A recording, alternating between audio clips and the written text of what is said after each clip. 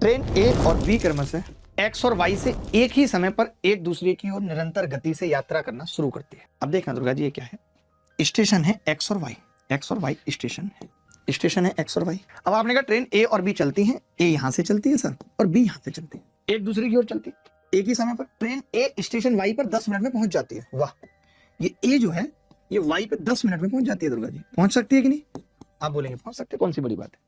इन्होंने कहा जबकि ट्रेन बी को ट्रेन ए से मिलने के बाद, मान लेते हैं कि यहां पे कहीं मिलन हुआ था, यहां पे मिलन हुआ था इसका और इसका, उसके बाद ये क्या कह रहा है कि मिलन के बाद एक्स पर पहुंचने में 9 मिनट और लगते हैं, इसको 9 मिनट लगते हैं यहां तक पहुंचने। इसने पूछा है बी द्वारा स्टेशन वाई तक स्टेशन एक्स तक पहुंचने में लिया गया कुल समय।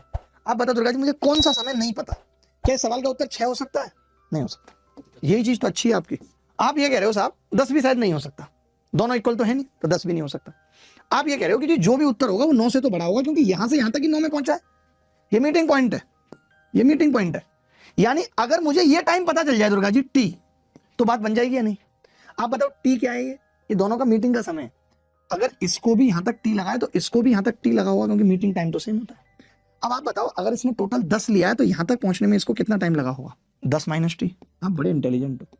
अब आपने एक फॉर्मूला तो पढ़ाई था अभी कि टी का स्क्वायर या टी बराबर √T1 T2 था, तो टी का स्क्वायर आ गया 9 और 10 माइनस टी।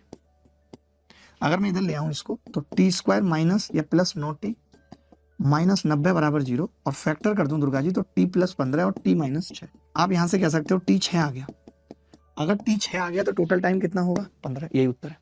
सोचिए ऐसा सवाल अगर पेपर में आ गया तो आप उसे करके नहीं आओगे और बाद में रोगे इतना आसान था, राधा कॉन्सेप्ट तो पढ़ के गया था, फिर भी मुझसे नहीं हो रहा है, मैं क्या करूं। जैसे कभी आपके सामने ये सवाल आता है, हमेशा आता है ये सवाल, ठीक है, तब आप किस तरीके से इस सवाल को अप्रोच करते हैं? ये छोड़िए पीवाई क्विज, आप ये सवाल देखिए, जब ये सवाल आपके सामने आता है तो आप किस तरीके से अप्रोच करते हैं?